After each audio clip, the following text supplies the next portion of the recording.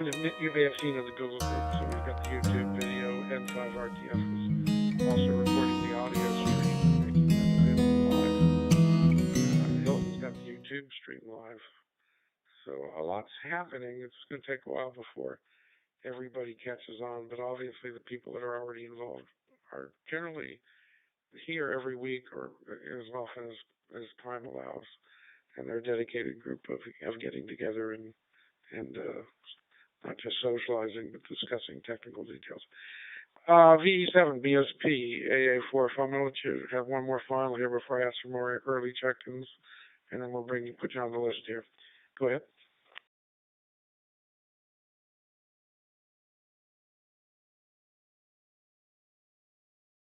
AA4FL, VE7BSP. Thank you for that.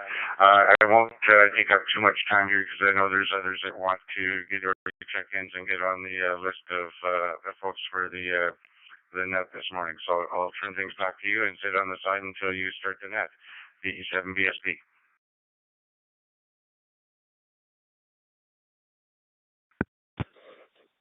Thank you very much, Rick. I have you as the fourth person on the list, so you're already checked in. And what I'll do at the beginning of the net is I'll read a list of those that have early checked in, so you don't have to go through the check-in procedure. And then as soon as we get through our check-ins, we'll start the roundtable discussion. We usually get 1 to 2 times through the list. Depends how many people are on today, and we give everybody an opportunity to be involved, including community members that have questions. So thank you for standing by for the net. Drop one. So this is AA4FL, net control for the Marco Digital Voice Net, and we hold a net every Saturday at 1500 UTC here, so the top of the hour in 10 minutes. But we're taking early check-ins now. If you are an early check-in, go ahead and make your call. A4QY.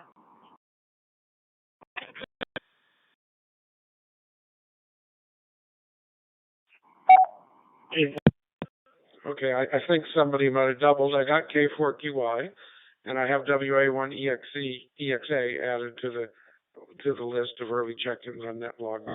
Are there any other stations that would like to check in early? Make your call.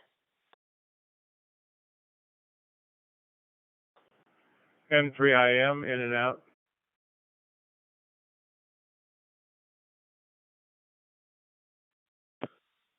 QSL. Good morning, Keith. Glad to have you here with us. And 3IM, checked in. Are there any other early check-ins for the MARCO, the Medical Amateur Radio Council, digital voice app? Make your call now.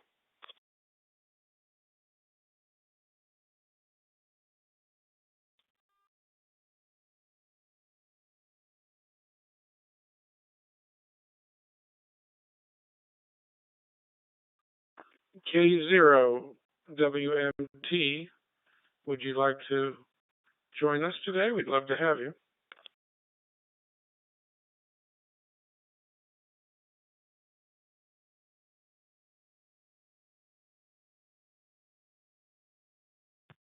K0WMT, AA4FL. We encourage all listeners to participate. You can certainly welcome to listen on the sidelines, but would you like to check into that so you'll have a position to make comments here as we roundtable through our list of check-ins? Go ahead.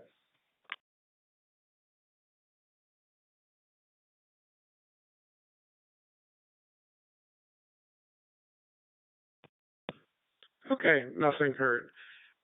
If there are any other stations that would like to make an early check-in to the Marco Digital VoiceNet, please go ahead and address your call here to AA4FL.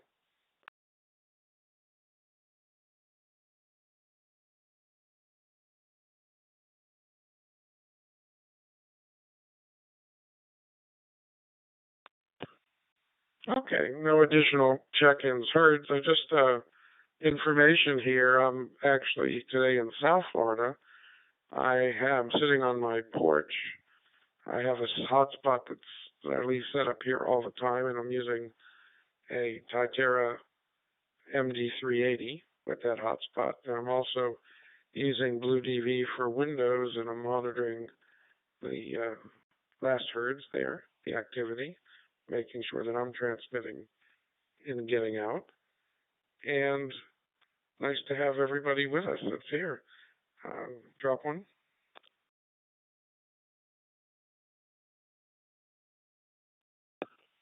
I have a nice view from the porch. I have my wife and granddaughter sitting outside, and the view of the G5 RV. We had visitors today, whistler ducks and another kind of duck.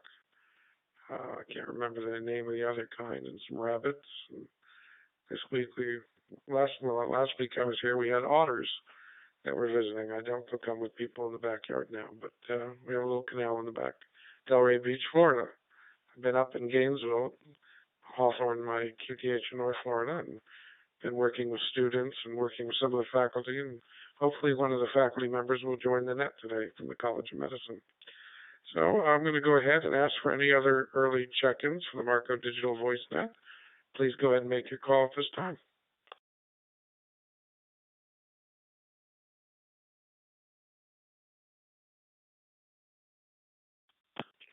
No additional check-ins heard at this time. K4QY. Andy, where are you at today? Are you at home or are you in the hospital? Over.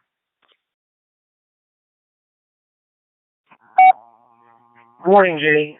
I am in the hospital. The last, 2 or 3 weekends I've been either in Daytona Beach or Orlando at my daughter's cheer competitions, and there's another one next weekend, so try to check in, but during those cheer competitions it's not happening. So yeah, I'm in the hospital this morning. Everything's going well. Back to you. This is K4QY.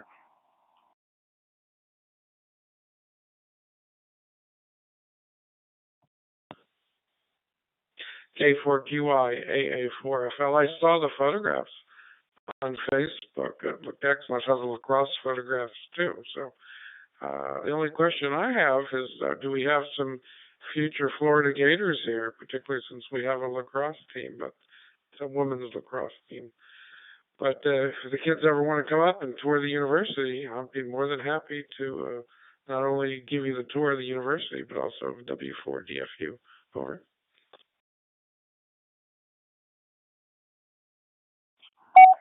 There is a strong possibility for that. So I would definitely appreciate that. Maybe we can work something out. Maybe in the summer we'll see, because my son is also the amateur radio operator, but he's 11. He's the lacrosse player, and then my daughter is the cheerleader.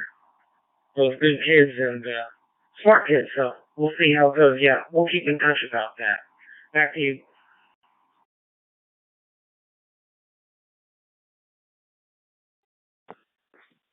I've been working on the station, and we've opened it back up for visitors. I had W4DFU closed down for a year, and we're in the dental building on the 11th floor.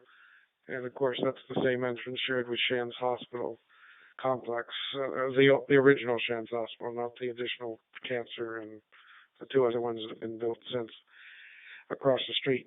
But we do have a DMR repeater antenna on top of the original Shands Hospital as well. The 3 towers for W4DFU are on top of the dental building, and it's been a long year not being able to work with students and faculty, but we're having 2 or 3 people at a time now and getting together and starting to have events, particularly for those that are vaccinated. Thanks, Andy. AA4FL, are there any early check-ins for the Marco Digital Voice Net? Make your call.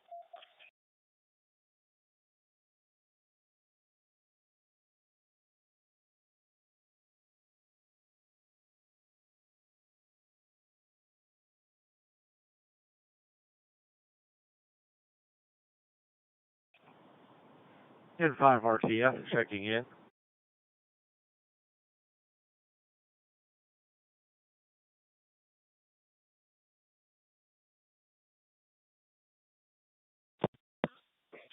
QSL Chip, N5 RTF, glad to have you with us today. Once again, thank you for recording and streaming the audio of the net here on the net server that you have for all the different Marco nets. That's a wonderful opportunity for for members to listen who aren't digital voice active. Thank you once again. I've got your early check-in, number 8 on the list here.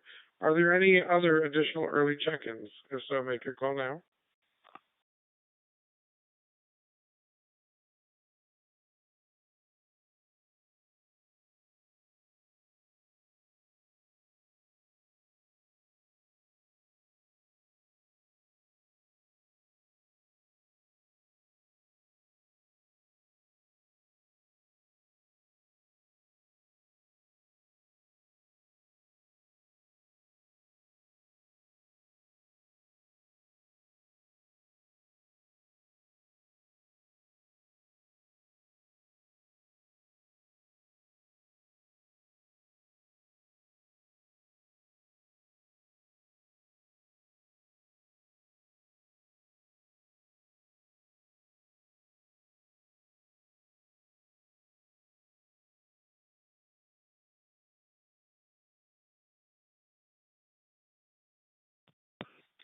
This is the Marco Digital Voice Net. We're getting ready to start here at the top of the hour in just about a minute. So far, we've had early check-ins, and we'll be moving to check-ins during the net time here shortly. The early check-ins, other than myself, AA4FL, are PY2BBQ, N9KMR, VE7BSP, WA1EXA, K4QY, N3IM, and N5RTF. Welcome to the net for the week. And I would like to stress that anyone that's monitoring that's not a member of the Medical Amateur Radio Council is more than welcome to check in. And if you check in, we'll be able to give you a slot in our... Sorry, we need to let it drop here. We'll be able to give you a slot in our roundtable to ask questions or make comments if you check in. But of course, you're welcome to listen if you don't want to offer up questions without checking in. Glad to be here for the amateur radio community. I'm sure there'll be quite a bit of discussion about COVID today, but our discussions are not limited to that. Drop one.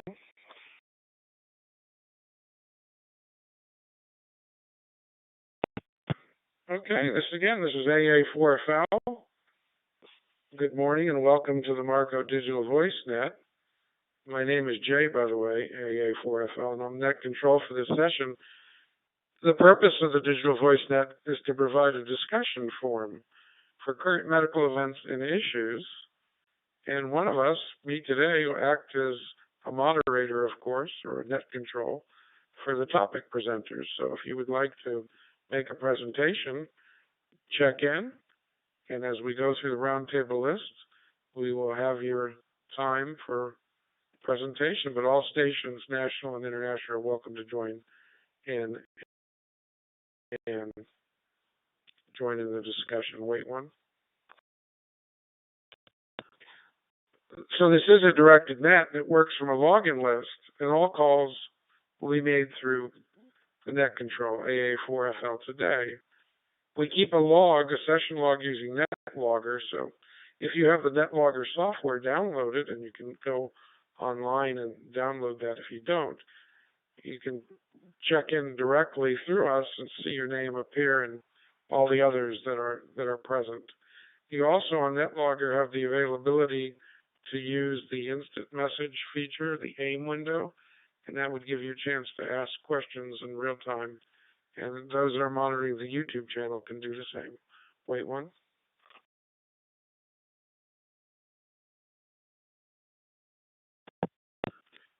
Okay, I see a few others have joined us. We'll have the check-ins first, but in just a moment here, we'll get that started. But before I take general check-ins, are there any stations with emergency or priority traffic for the net? Go ahead and make your call now.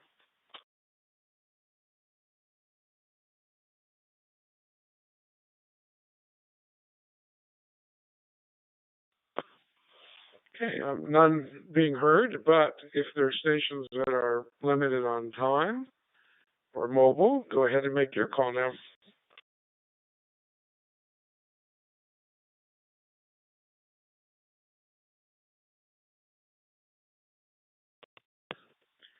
Okay, none heard. So far on our check-ins, we have AA4FL, PY2BBQ, N9KMR, VE7BSP, WA1EXA, K4QI, N3IM, N5RTF. Are there any other stations that would like to check in at this time? Please make your call.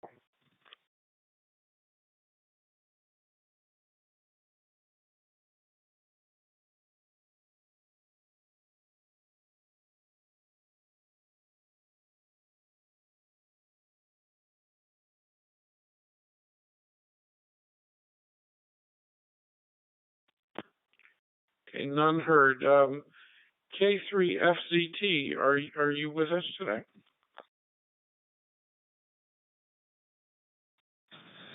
Thanks, Jay.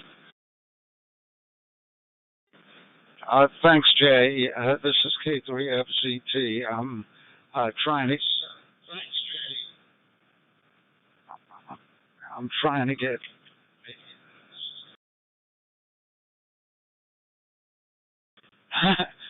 I got echoing off Hilton's YouTube feed.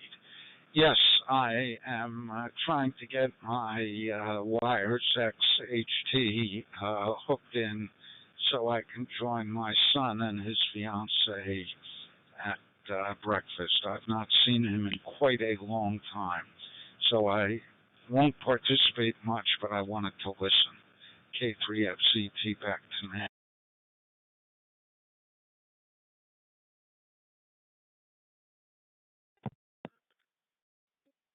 QSL, understood, Stephen. We appreciate you being here and listening, of course, is fine. We understand the reason why, and I know that you have more than one way to participate as well, so I'm glad you're expanding the horizons. We have a few others that are also logging in by that method. Before we proceed with more check-ins, for those that haven't previously participated, just a few housekeeping items. If you're using a radio that has a busy channel lockout feature, you might want to go ahead and do that, prevent doubling with other stations, and avoid tailgating whenever using the Open Quad DV network. When keying up, leave a 2 or 3 second gap before speaking, which allows the hotspot to synchronize with the reflector and allow other repeaters in the network. Drop one.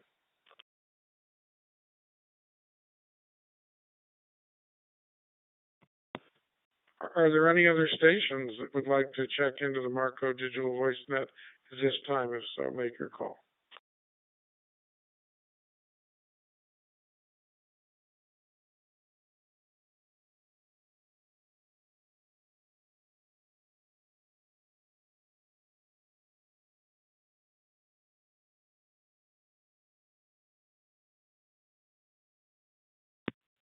Okay, none others heard at this time. Kind of a quiet morning for the net, and I'm sure others will pick up with time.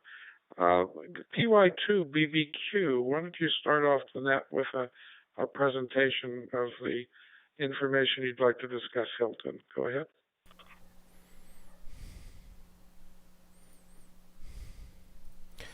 Okay.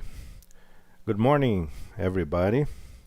This is PY2BBQ Hilton from São Paulo, Brazil. For those who don't know me, I'm a general surgeon, and yes, we have been weekly giving some report on the COVID-19 situation down here in Brazil, that you probably are aware of it by the press, and the situation have been very difficult in the last few weeks, but it seems that it's getting better and better. We are from the last 2 weeks in the dropping the number of new cases and the number of deaths. So it seems that we are in the ending side of the slope in this third wave of COVID-19.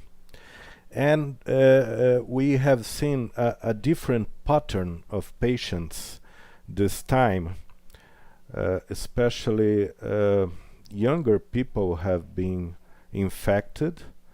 It seems that the infectiveness of the virus increased in these last mutations, and more younger people had severe infections and needed to be hospitalized, and the number of younger people dying was also higher this time than it was in the previous waves. So, oh, it seems I'm not in the air. Let's see what's going on.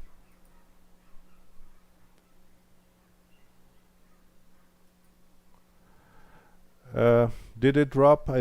Probably what's catch in the time. Did you get the beginning of my presentation over?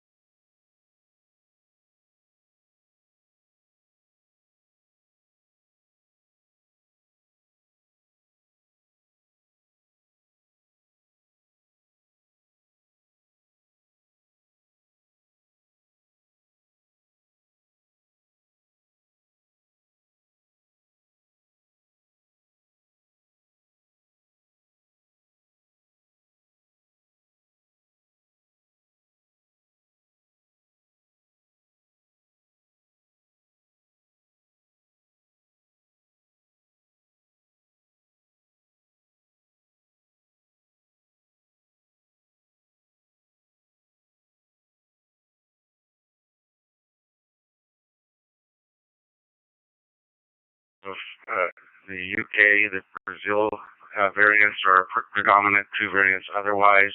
There is some South African variant as well.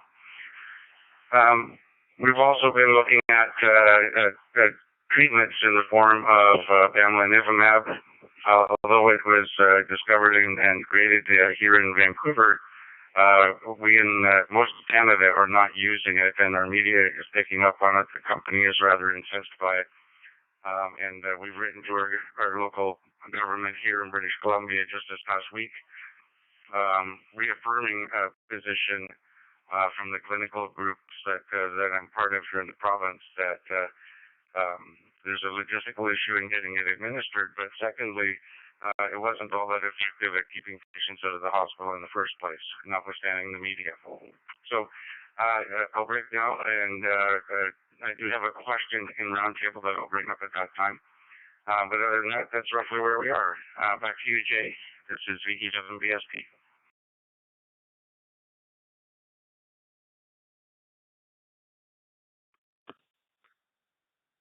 Thank you, Richard, for that comprehensive report. We have a short list here. As we go through the list one more time, I encourage you to ask the question, but also I encourage others to ask you questions between now and then so you may answer them. Thank you for participating. I know you've been extremely busy dealing with the aspects of the epidemic and pandemic and the vaccinations in your part of the country. Thank you for being here. AA4FL WA1EXA, would you like to go ahead and make the presentation?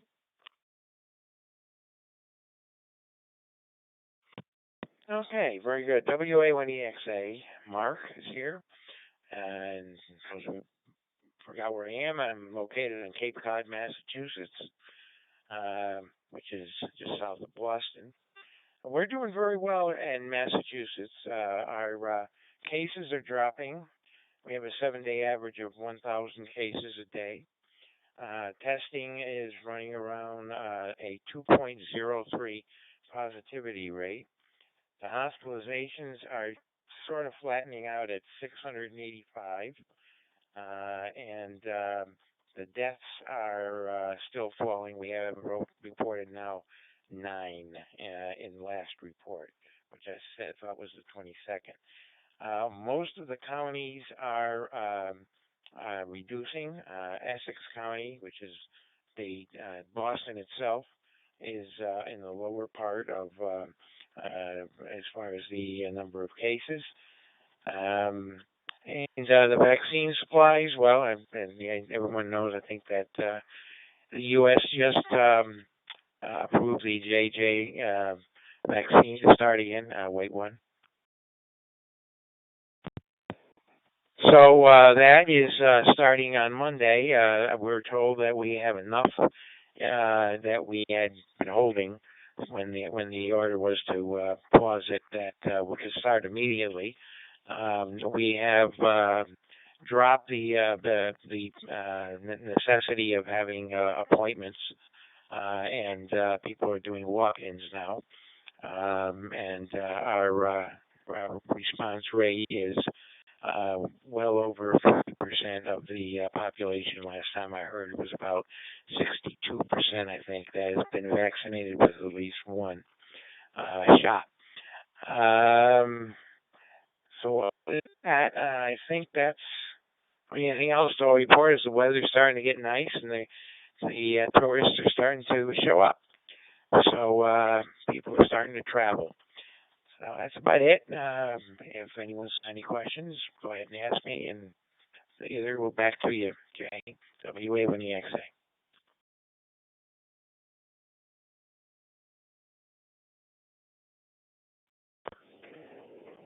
Thank you, Mark. As we go through the list here, if anyone has questions, make sure to put them out, and then people can answer them the next time through the list. And we're glad that you're here and present, and that those early days of stress for everybody seem to be less stressful here. And I wish we could say the same for India and even Brazil and other countries at this time. And hopefully we'll have some hams from other countries come in. Hilton will make his presentation in a little bit, but it'd be nice to get some Indian hams on here one day. Thank you for participating. Andy, K4QY, are you at a point in your hospital presence that you can talk? Go ahead. This is K4QY. Yes, I am available at the moment.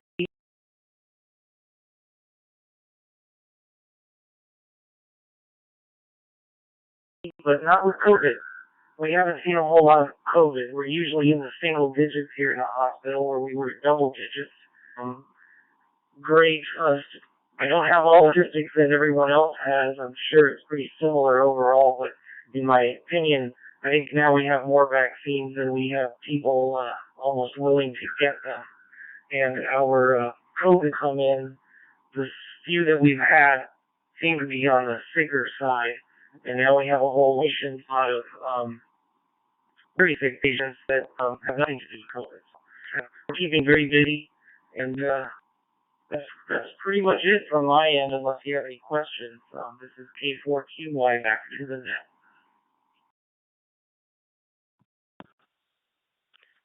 Oh, thank you, Andy. Question, since you may not be available the next time through, it seems the Southeast is getting a reputation for vaccine hesitancy. So you mentioned that you're not getting very many cases now, but you also have more vaccine than is being consumed. So are people getting their vaccinations there? Is there still an interest, or does your area of southeast Georgia seem to fit the mold of much of the southeastern United States of quite a bit of hesitancy? Or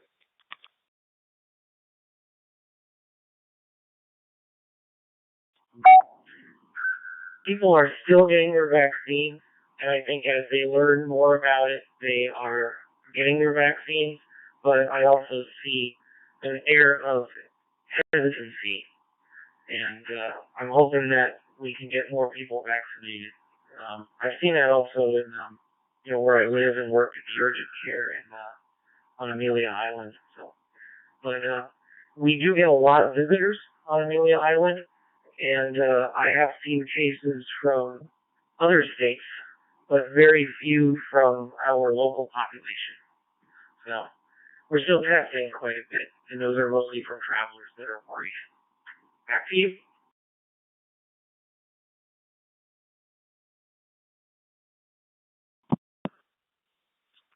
well, I know you're very busy there, Andy. We appreciate you bringing your portable setup to the hospital so you can participate in the net.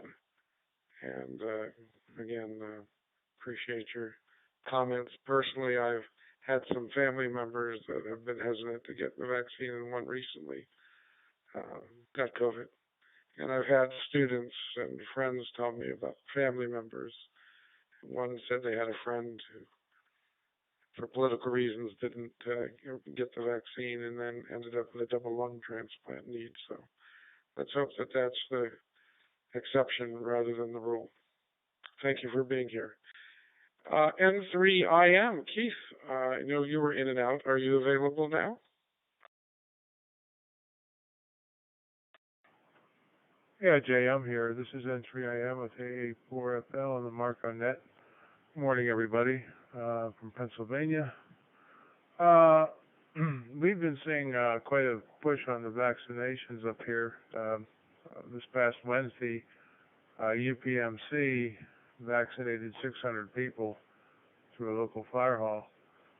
We've had in Pennsylvania a total of 7,788,000 people vaccinated, which is really a small number when you consider the Philadelphia and Pittsburgh areas and the Wilkes-Barre-Scranton areas and the number of people there. But slowly but surely, vaccines are coming. However, we are seeing people who are concerned about the vaccine and may not get it done. We've seen a drop in the number of cases over the last week, and the number of deaths, obviously. So that's everything from Central Pennsylvania. This is N3IM, back to net.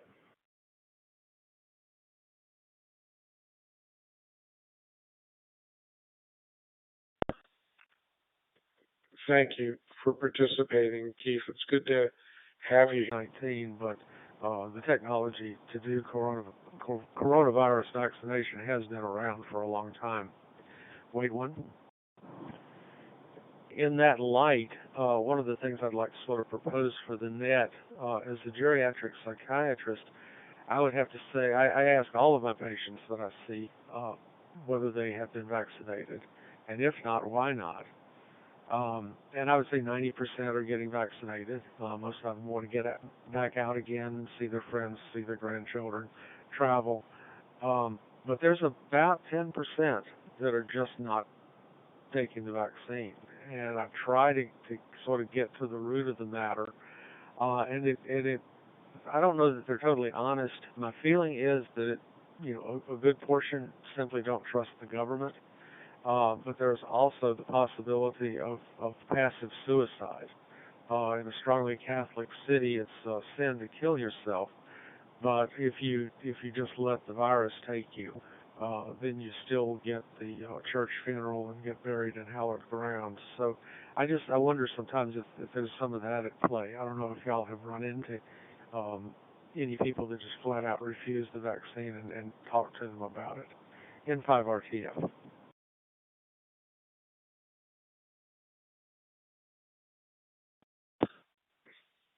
Thank you, and hopefully some of the participants will have questions for you or comments about that. And I apologize for using the word political before and talking about a family member. You know, it's complicated.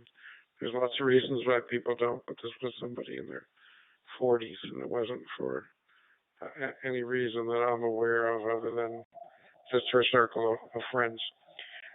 Going back to the top of the list, PY2BBQ. Hilton, are you available now?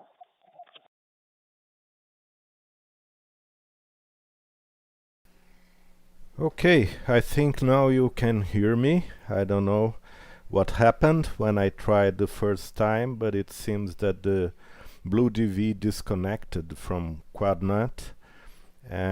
But now I turned on my radio, my handheld, and I can see in the screen that I'm in the net now.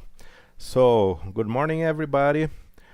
This is PY2BBQ. For those who don't know me, I'm a general surgeon in São Paulo, Brazil, and we have been weekly here in this net bringing information regarding the pandemics in Brazil.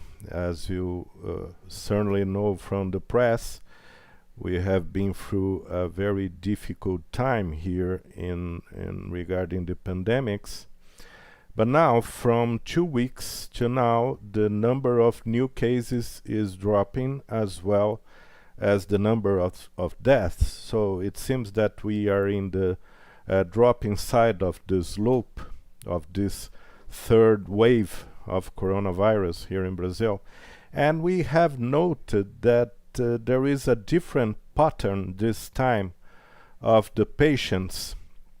First of all, the infectivity of the virus increased, probably is in this new mutation. So we had more patients than previously. And the pattern of the patient as well, we see more younger people with severe infections needing to be in the hospital and also in the intensive care unit.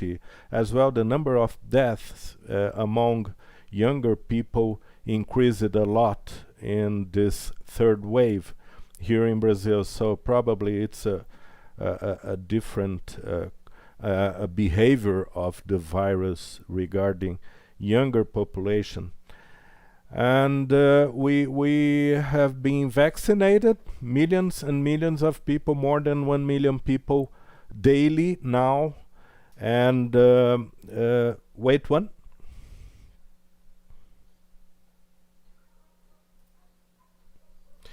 Okay, this is PY2BBQ, back to Marco DVNet. I was talking about the vaccination. 42 million doses have been given, especially for healthcare providers, security people, education, and the older people. Last week we had people vaccinated 64 years old and older. Next week we will have the 60 years old people vaccinated and older. So it's going on, and it's probably one good reason why we had a decrease in the mortality among the older people here in Brazil. So that's the story. It's a shame that we have political issues among the choice being of to be or not vaccinated. The same problem happens here in Brazil, especially because the most popular vaccine here, the Coronavac, is produced in a Chinese laboratory, the Sinovac laboratory, and many people still have problems with vaccine that comes from the country where the virus also came from. I don't know why it happens, but it seems to be a very effective and safe vaccine. Now it's being produced here in Brazil as well, and we hope that the vaccination will hopefully be the solution for this crisis. That's the story here in Brazil. Back to the NetControl A4FL PY2BBQ.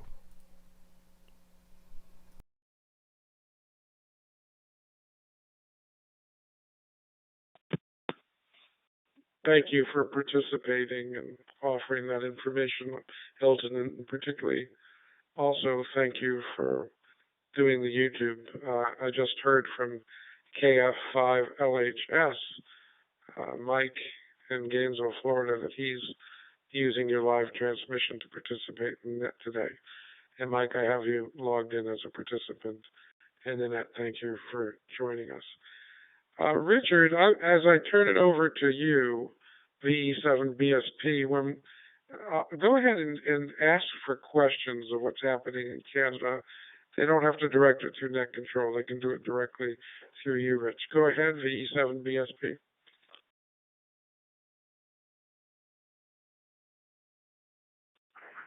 AAFL, this is VE7BSP. Thank you very much for that, Jay. I would just ask if anyone does have questions for Canada, and then I have a clinical question for a case I came across yesterday. WA1EXA.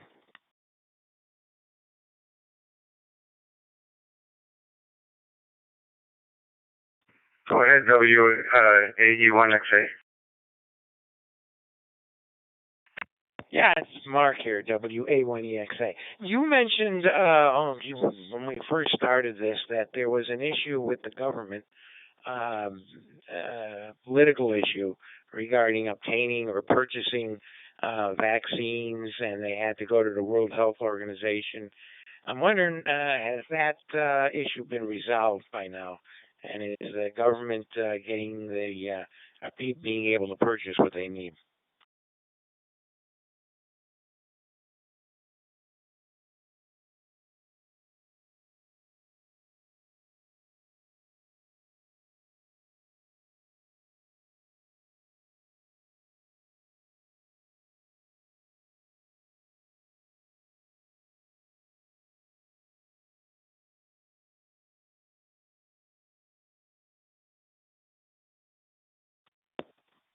Did he hear me? I didn't get a response.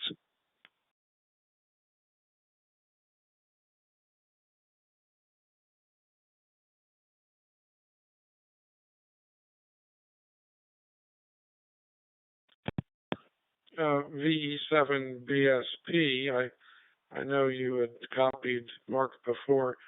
Are you still with us, Richard? Or are you having technical problems on your end? Go ahead.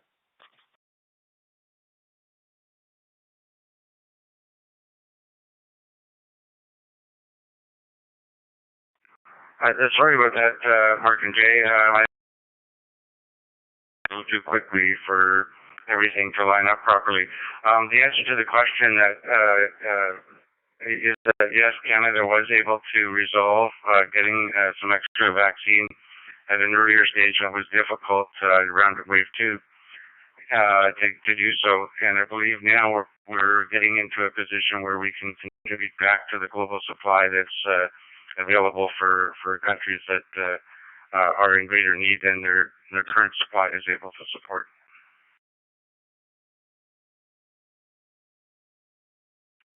Okay, thank you. Cause I had heard that the U.S. had sent some to Canada. I didn't know if that was a continuous thing or if they had just worked it out. But thank you very much, WA1EXA.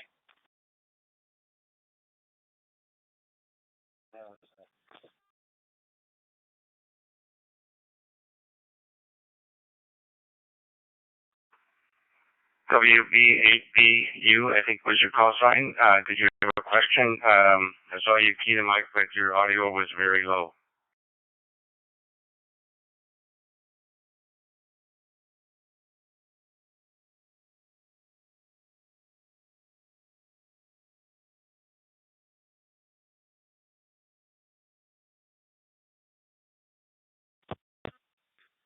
Okay, Richard, yeah, I guess somebody was monitoring, but not clicked through but not joining the net. WB8BCU, if you'd like to join our net today and check in, we're welcome to have you. It's the Medical Amateur Radio Council Digital Voice Net, but you don't have to be a health provider to participate. And we'll move on from COVID and discuss other topics here shortly. So would you like to check in? Go ahead.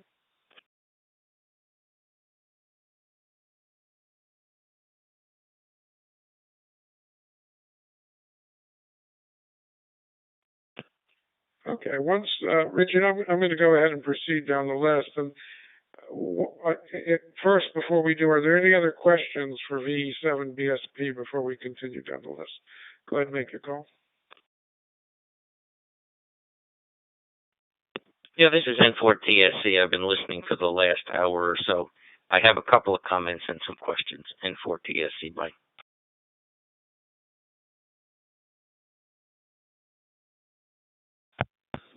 Thank you for checking in, Jerry. Go ahead and make your presentation, your comments, and if you have a question for Richard, go ahead and do that at the end of your comments. Proceed.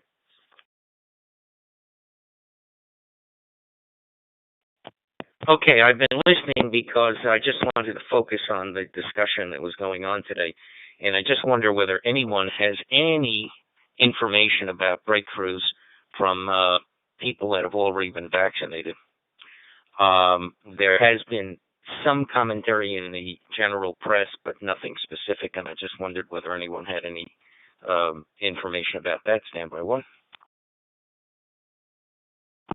Okay, and Chip, I think, mentioned about the mRNA being developed over the last 20 years or so, and that's part of the reason why this is not an instantaneous development of an immune vaccine for COVID. It's been in development. We've been trying to solve the issue of the common cold for over 20 years, and it's just worldwide application and focus on this issue that has brought it through very quickly. And so that is a comment that I have about that. Standby one.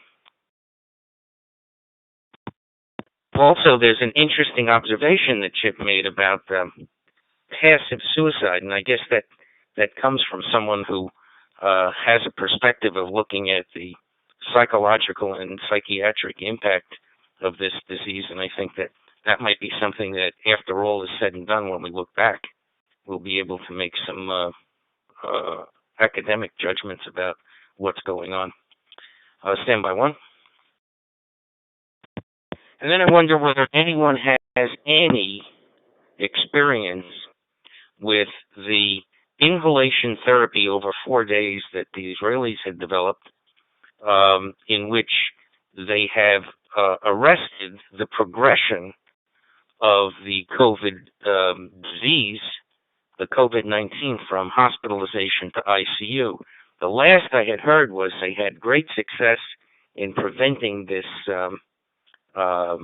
the hospitalized patients from moving on to ICU, and that is a means of therapy of addressing these issues.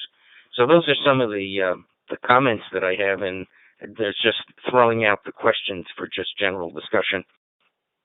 If anyone knows about breakthrough and what their experience has been, and has anyone dealt with the inhalation therapy for treatment. N4TSC, back to net control.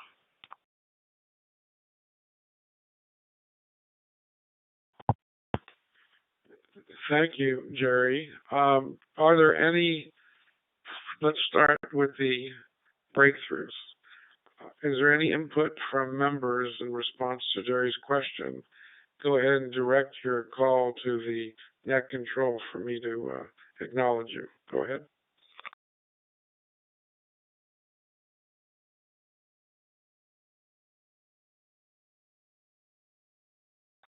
E4 FL, this is VE7BSP.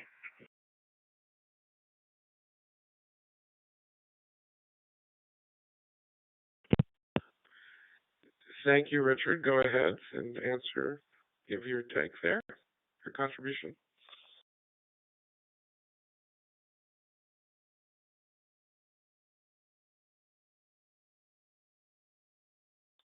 This is Victor Echo 7 Bravo Sierra Papa. On the issue of breakthrough, I've not heard of any such circumstance occurring in Canada yet. That doesn't mean it won't. It's just we haven't heard of any at this point in time. And when we get to the response for the second question, I'll come back on and address that.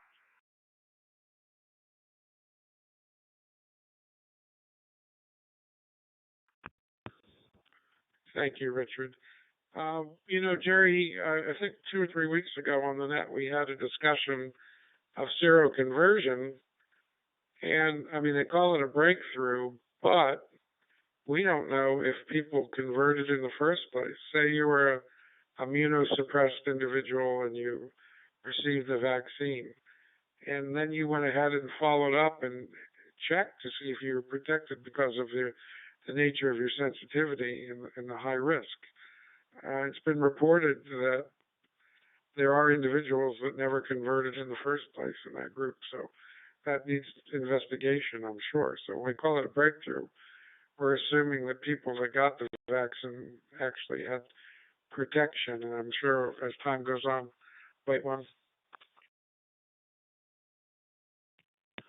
we'll see more literature about that. Hodgkin's, non-Hodgkin's lymphoma. I'm not sure exactly what's being looked at.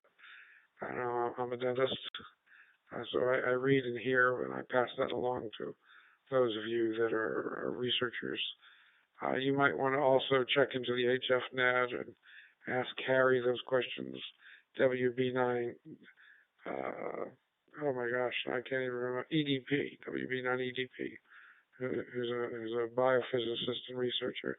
And if Harry can't participate, perhaps Jerry can find that information out and pass it to the net next week. Jerry, let me turn it back to you to comment more on that line of thought. And for TSC, go ahead.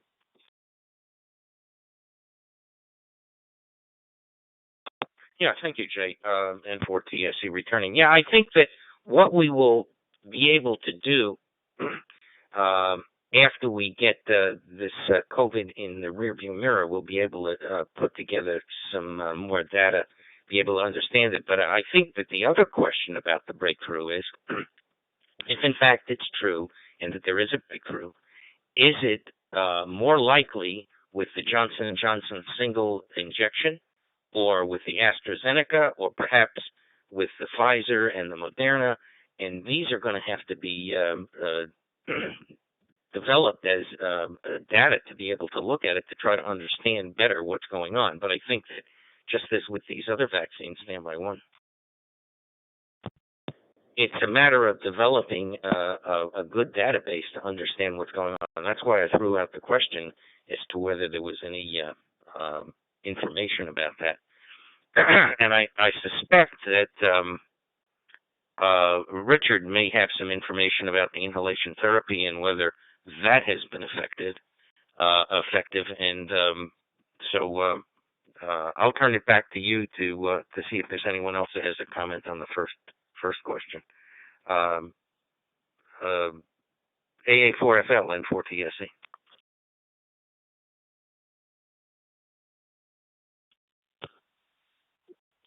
Thank you, Jerry. And to finish the discussion or continue the discussion on the breakthroughs, so I guess the basic question or comment that I have, are we really dealing with breakthroughs where somebody has protection and then they get infected?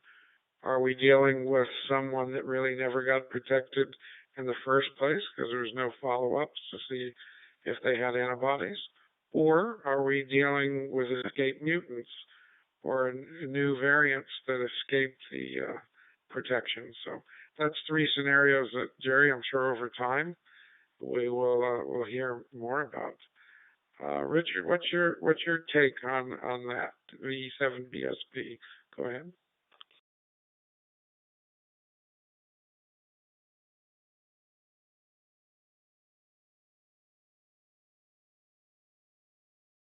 AA4FL, this is the E7BSP. Actually, I'm sitting here with a bit of a question mark because the different scenarios that you mentioned there in the groups that I work with here involving clinical leaders and pharmacy leaders combined across the province. this subject matter hasn't been part of our conversations to date, so I have to admit that I don't have a lot to offer to those questions.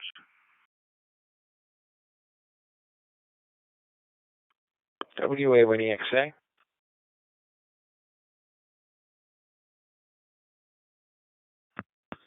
Go ahead, Mark. Well, while everybody's been talking, I kind of looked it up. According to CNN, which is getting this from the CDC, CDC says about 5,800 people that have been vaccinated became infected. Some became seriously ill. 74 people died, and 7% of those were reinfected, required hospitalization. And that's as of, let's see if I can find the date on this thing. No, I don't. But that's as reported by CNN from CDC. Go ahead, WA, when you next say.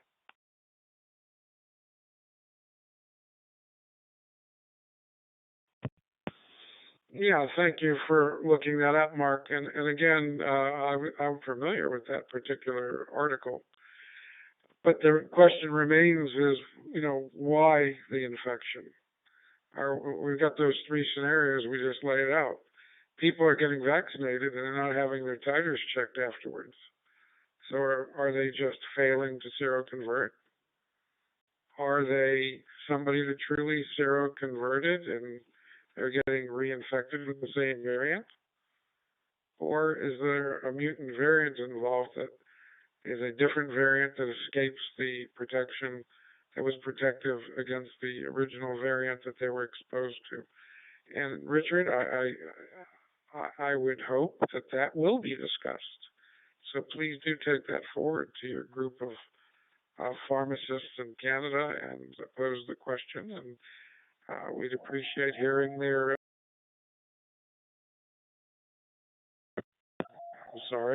Timed out here. We'd appreciate hearing that after it's discussed in your group from a perspective of pharmacists. That would be wonderful input here. VE7BSP, go ahead.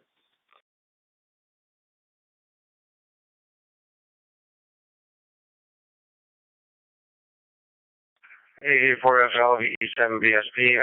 Yes, absolutely, Jay. Actually, the group I work with closely here is a combination of physicians and pharmacists. And I will indeed take this question back to them. And I've just, while we've been talking here, I'm looking up what's available in Canada for information like our colleague identified out of the U.S. And it'll take me a few more minutes to get there, but at present, we haven't had any discussions, or the topic actually hasn't come up at all in the group of physicians and pharmacists that I've been working with so closely on all of this. Anyway, back to you, Jay, VE7BSP.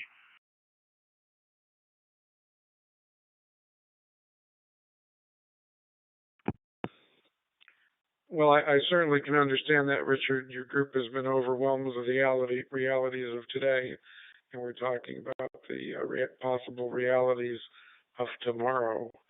But hearing that feedback would be invaluable from your group.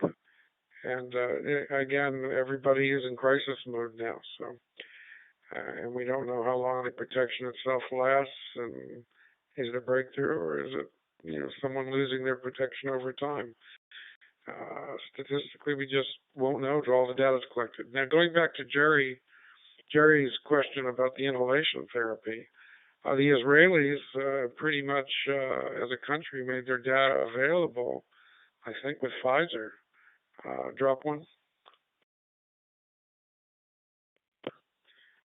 On our last issue of the Ether, we made a list of reliable sources for data that would be kept up to date, and we discussed Israel in particular, which seemed to be a very valid discussion point, because I've heard Israel and Iceland being talked about as two examples since I've written that. And it will be interesting to hear what the Israelis have to say about all the topics, since they do have the data or will have the data. Wait one.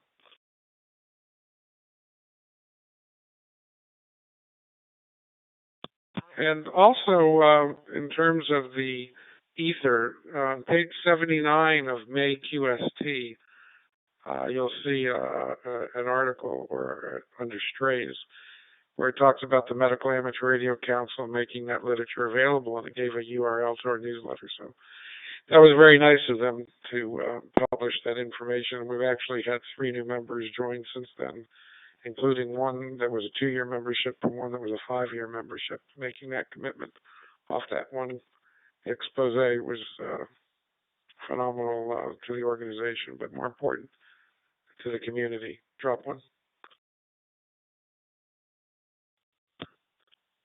So going back to the Israeli scenario of inhalation therapy, is there anyone in the group that is familiar with the inhalation therapy from an academic standpoint or from an application standpoint here? And if none are, I'll let you address me to discuss that. The question I have for Jerry would be, how do we find out how the Israelis are progressing with that, and what is the actual treatment involved other than the fact that it's inhalation? But before we go ahead, is there anybody that on the list that would like to offer comments about this topic, address net control now? N3IM.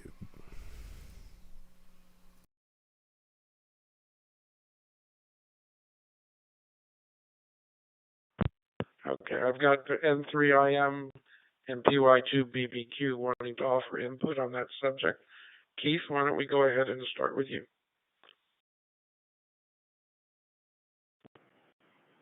A4FL in the net, this is N3IM.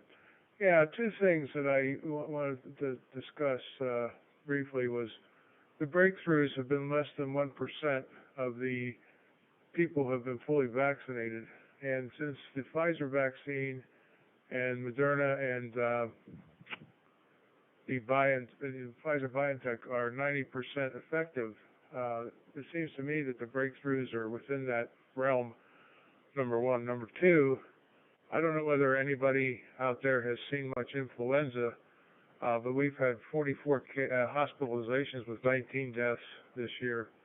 So I don't know what effect that has on the COVID situation. But that's my comment. This ends N3IM, back to net.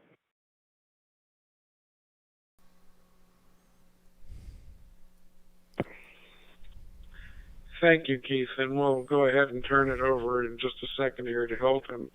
I've had a number of very intelligent individuals that have expressed this idea that people are dying from things other than COVID. And, that may be true that they have another condition that's worsened by COVID, and that's how they're passing. But statistically, if you look at the excess deaths, and there's no other factor to explain excess deaths in the United States. I remember looking at it when deaths were about 300,000. It paralleled pretty much with what they said people had died of COVID of. I haven't done that lately. But again, if you would go ahead and look up excess deaths in the United States compared to the numbers out of intellectual curiosity, that would be something to consider. PY2BBQ, proceed. Okay, A4FL and the group, this is PY2BBQ returning. Yes, I have a few comments on what have been discussed. First of all, I start with what Keith just said about the influenza vaccination. Yes, here in Brazil, we have just started the influenza vaccination campaign that always happen in autumn here in southern hemisphere. We will have the influenza problems in the winter that is coming in a few months. So yes, we started to vaccinate influenza as well, because we don't want to fill the hospital beds with influenza patients. This bed must be retained for the coronavirus patients. That's the main reason. And another point, well, about Israeli inhalation therapy, what I heard was what was said in the press, and no really medical or scientific data on it. And regarding the protection after the vaccination, wait one.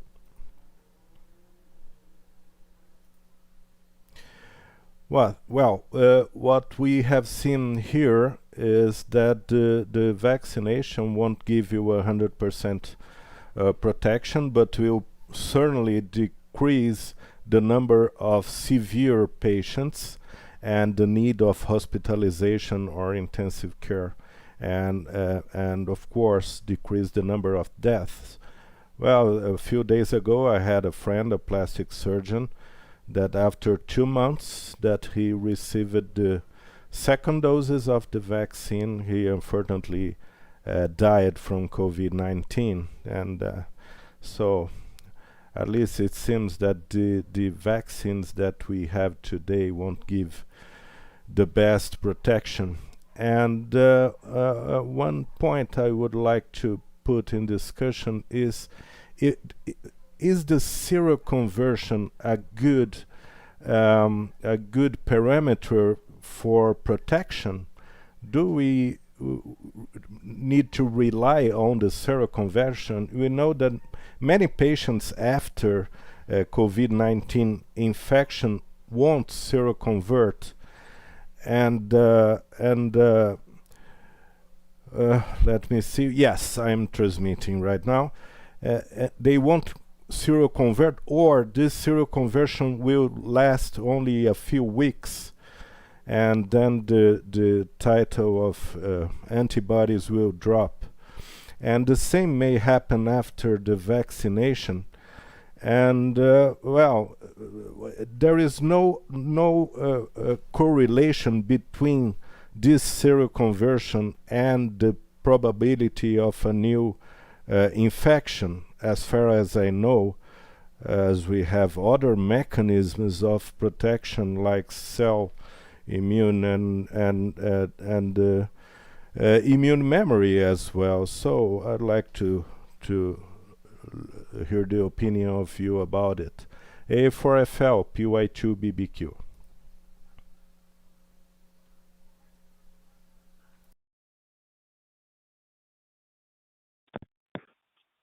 Yes, thank you very much, Holton, for pointing that out. PY2BBQ, AA4FL. I guess we just don't have enough longevity to answer all these questions, but yes, you're absolutely right. The body does have memory, and even though it's not present in the blood, can respond, and not just with antibodies, T-cell mediated responses, I guess. I'm not a virologist, not an immunologist. So, are there any comments from those that are checked in here that would like to address that issue, since that's certainly not something that I'm an expert on? Go ahead and make your call to net control, and we'll acknowledge you. N4TSC.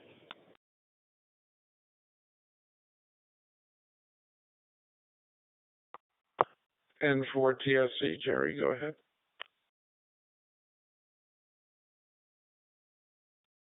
Yes, I think it's probably going to take some time until we get COVID beyond the epidemic and get back and look at this.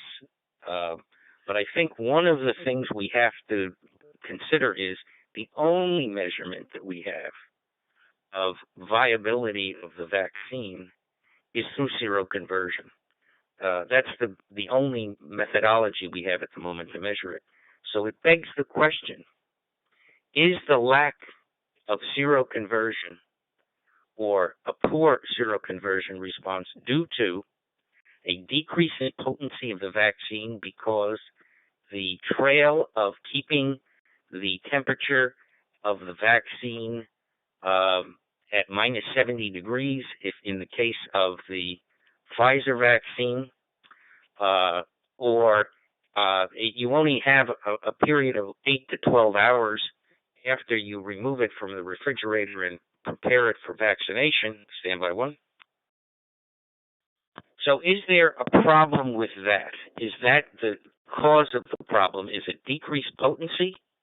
Or is it just poor response on the part of the patient? Obviously, we're not all cut out of the same cookie cutter, so we have different responses. So we'll have to look at that in retrospect, and I suspect this is going to take a significant statistical analysis, probably for many years after we get beyond this. But those are questions that clearly come to mind. AA4FL and full TSC.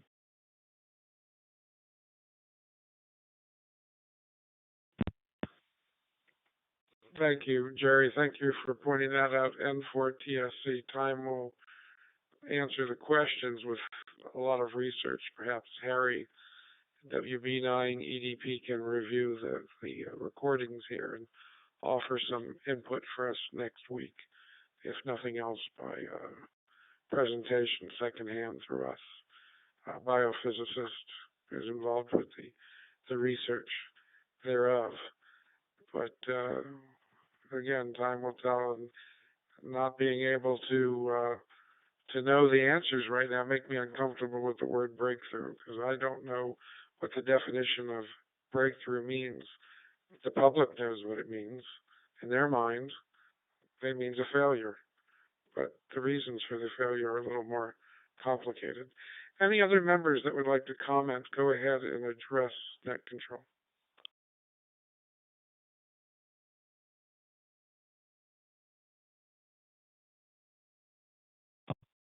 Okay, not heard. I've been remiss in asking for late check-ins. It's an hour into the net here. Are there any other stations? Any late check-ins? Go ahead.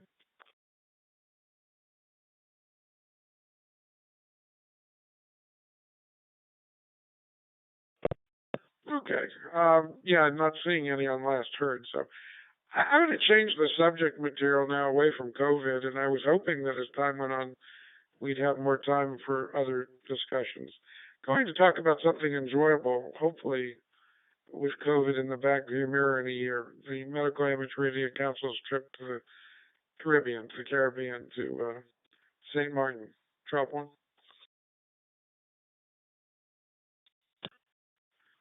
So next year we'll be having Hamvention, and we'll probably have the annual meeting at Hamvention, which will be in May. Immediately following that weekend, which is somewhere around the 21st of May, on the 24th, a group of Medical Image Radio Council members will travel to St. Martin for a week. We recently had ON4PG, Peter, join, and JA0BXP, Etsu, have joined, and a number of stations, members from the United States have joined. So, drop one. We're having the main contest station for CQ-WPX on that weekend. It's the CW contest. We're having a station that has 4 rooms where 4 bedrooms are occupied by the people setting up that station. In addition, we have another group of 3 that are going to set up another residence, a rental house for recreational, vacation style. And of course, the main station is vacation style, DX operating outside of the contest. Wait one. So other than those 7 individuals that have already committed, there's a few others that are coming, but what others that can't commit a year ahead of time are encouraged to do, we're going to try to find a hotel that one can make arrangements with, where even if somebody wants to come in for a weekend or come in at last minute's notice, they can participate and be involved in the social activities. For example, the second residence is right near the French side of the island. So we're going to have a wonderful time. There'll be expeditions to part of the islands, portable operation, perhaps satellite operation, lots of dinners out, lots of social activities, lots of beach, lots of time with spouses. It's a family trip, not just for operators. So I encourage any of you that would like to participate to find a way, and more information will be on the way. Any questions about that? Go ahead.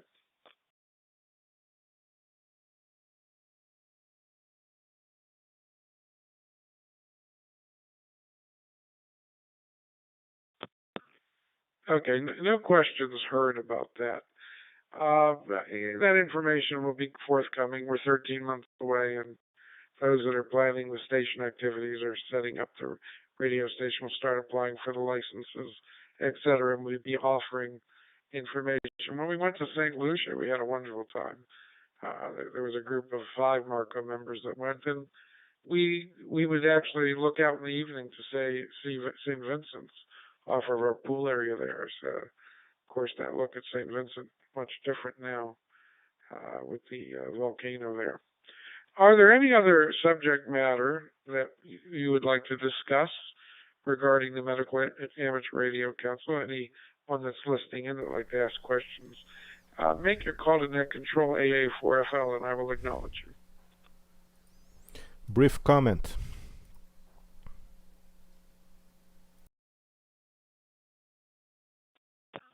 Go ahead, Hilton.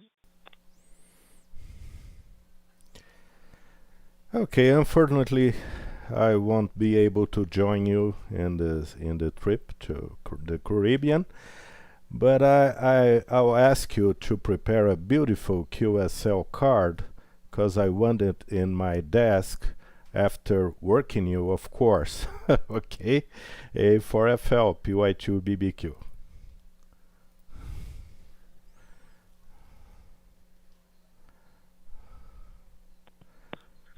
Okay, that we will do. We appreciate that desire to have the card. We're going to try to get. I don't remember what the prefix is for there, because I think they give you a special prefix. We're going to try to get one with a special event call that ends in MD, so that would make it even more meaningful for you, Hilton.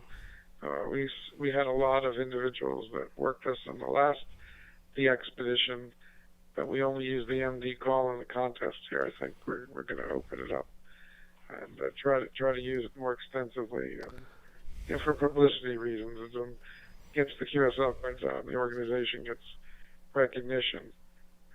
We were drop one.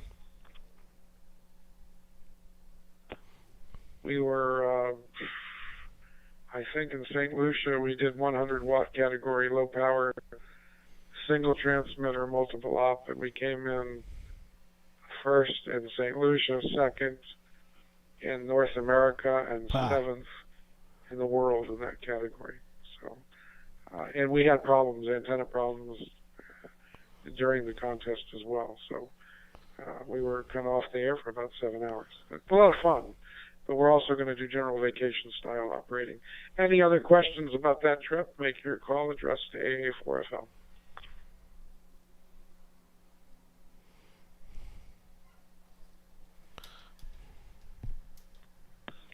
Okay, none being heard at this time, but I hope some other members of Marco will find that they might want to fly in for a weekend or 3 days and visit with us and enjoy some island time. But I know there's a lot of hesitancy right now until the COVID situation's in the back window. One of the islands right now is not open to guests, so the other one is. One half of the island, that is. So there's still issues currently going on. Any other subject material for Marco? Anyone have any questions or presentations addressed to your call to AA4FL?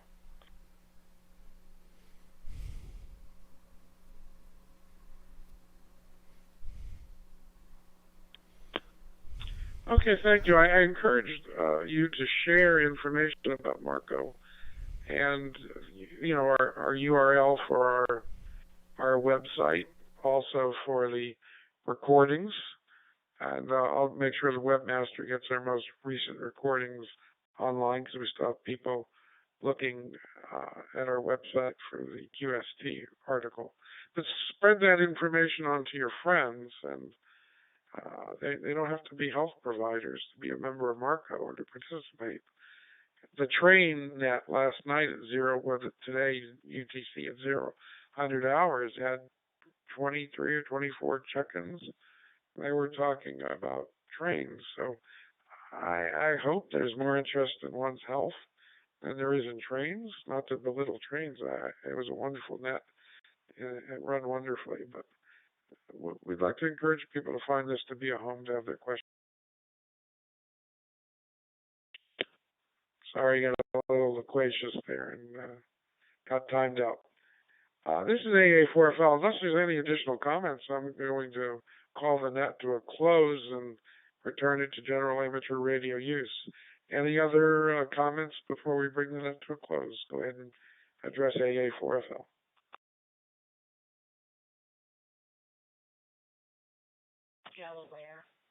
W4 WWM radio check. Anyone listening?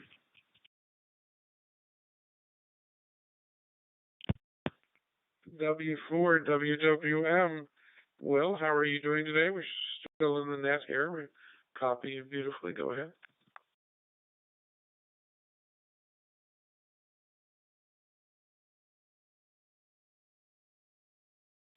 Okay, I'm going to go ahead and bring the net to a close, and we look forward to seeing everybody next week.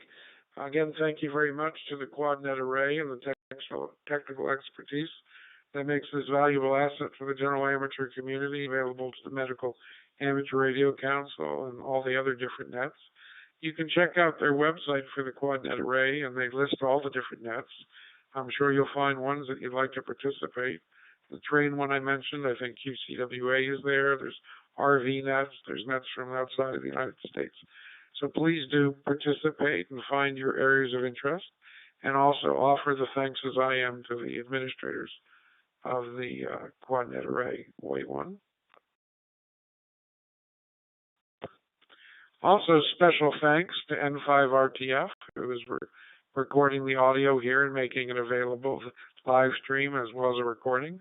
And the same for PY2BBQ, who is doing this on YouTube, as mentioned before, is being used by members currently as we speak. And it's a very valuable service you're both offering. It's time intensive, and we appreciate that time being spent. And we look forward to more of those people coming directly on and joining that. Thank you to the webmaster, drop one. Dave Lieberman is our webmaster in California, and he, as requested, will put anything that's important to Marco on our website, keeps it up and running, provides the tools that we need for running the administration of the organization. We have a PayPal account. We have online applications that are processed by membership committee, and we're trying to keep up with the best technology that makes us efficient and helps us, assist us grow new membership, especially younger members who tend to lean more in this modality. Wait one. Again, on tomorrow at 1500 UTC, the Medical Amateur Radio Council has their honored grand rounds of the AirNet, where a medical topic is discussed, and KG4GUA, KG4GUA. Warren Brown, Dr. Warren Brown, a Renaissance man, a 96-year-old who's definitely in his 30s or 40s at heart. Wonderful individual in humanity. Just can't say enough good things about Warren and his talents, including his artistic ability. Oil painting. He runs that net, and it really is the anchor of Marco. Something else that Chip makes available by stream if you'd like to stream that, if you don't have HF. 7-3, everybody will see you. Returning the net to general amateur use. 7-3, we'll see everybody next week. Thank you for participating. 7-3. AA4FL clear.